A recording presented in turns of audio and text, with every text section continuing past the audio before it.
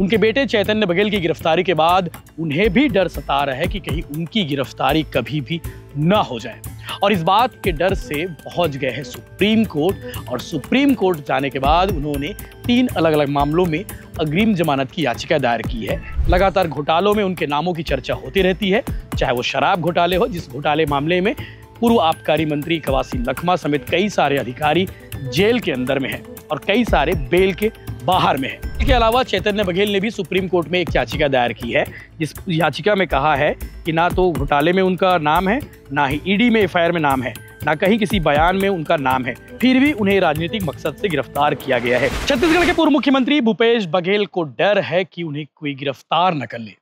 ED जांच कर रही है, ईओडब्ल्यू जांच कर रही है, आईटी भी जांच कर रही है। तमाम जांच एजेंसियों की जांच जारी है और इनकी जांच में तेजी आ गई है। उनके बेटे चैतन्य बघेल की गिरफ्तारी के बाद उन्हें भी डर सता रहा है कि कहीं उनकी गिरफ्तारी कभी भी ना हो जाए और इस बात के डर से पहुंच गए हैं सुप्रीम कोर्ट। और सुप्रीम कोर्ट जाने के बाद उन्होंने 3 अलग अलग मामलों में अग्रिम जमानत की याचिका दायर की है। कहा है कि वो जांच में सहयोग करने के लिए तैयार हैं, उन्हें गिरफ्तार ना किया जाए। अब इस मामले की सुनवाई होनी है कल, यानी कि सोमवार को सुनवाई होती है और देखने वाली बात यह है कि क्या भूपेश बघेल को इन मामलों में अग्रिम जमानत मिल जाएगी। अब कौन कौन से मामले हैं आपको मालूम होगा। लगातार घोटालों में उनके नामों की चर्चा होती रहती है, चाहे वो शराब घोटाले हो, जिस घोटाले मामले में पूर्व आबकारी मंत्री कवासी लखमा समेत कई सारे अधिकारी जेल के अंदर में हैं और कई सारे बेल के बाहर में हैं। इसके अलावा आपको मालूम होगा ऑनलाइन सट्टा ऐप महादेव बुक मामले में उनका भी नाम आया था। शुभम सोनी जो सट्टा ऐप का प्रमोटर है और उसने कहा था कि उसने भूपेश बघेल को 508 करोड़ रुपए दिए हैं। इसके साथ साथ एफआईआर में भी भूपेश बघेल का नाम है।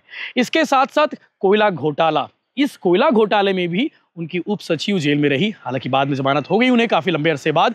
लेकिन अब डर इस बात का है भूपेश बघेल को कि चैतन्य बघेल की गिरफ्तारी के बाद उस मामले की जांच में और तेजी ना आ जाए और गिरफ्तारी की तलवार उनके ऊपर ना लटक जाए। और इसीलिए वो सुप्रीम कोर्ट पहुंचे हुए हैं और सुप्रीम कोर्ट में उन्होंने जमानत याचिका दायर की है, अग्रिम जमानत की याचिका दायर की है, जिसमें उन्होंने कहा है कि उन्हें जमानत दी जाए, अग्रिम जमानत, ताकि गिरफ्तारी ना की जाए और साथ ही साथ जांच में इन घोटालों में जिस घोटाले में उनका नाम आया है उन घोटालों में सहयोग करने की बात उन्होंने पूरी तरीके से कही है।